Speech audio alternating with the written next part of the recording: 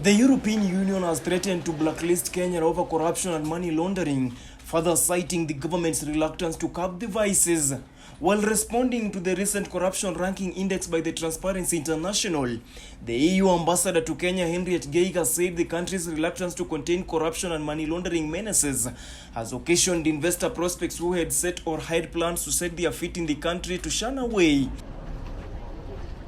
During a media briefing on the upcoming European Union-Kenya Business Forum with the Kenya Private Sector Alliance, Geiger pleaded with the authorities to fight the vices, which she say are key determinants of the country's investment, with Kenya on the watch list for money laundering allegations. Should the slight improvement by the TI deteriorate, Kenya faces several sanctions of doing business with EU member countries if it fails in its mandate to fight graft. Kenya has been ranked among the world's top money laundering hotspots as by Corruption Perception Index report by Transparency International, standing at number 123 out of 180 countries and territories assessed, with a score of 32 out of 100, according to a 2022 report surrendered to the US Congress, clocking a slight improvement up from a score of 30 points in 2021.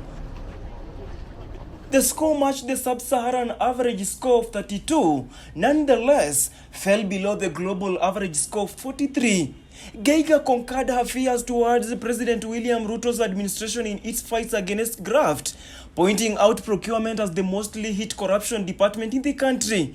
Soon after assuming office in September 2022, President Ruto directed CBK to review keeping of money so that Kenyans are able to transact from 1 million shillings, equivalent to $8,000, without notifying the regulator in review of the 2016 Act.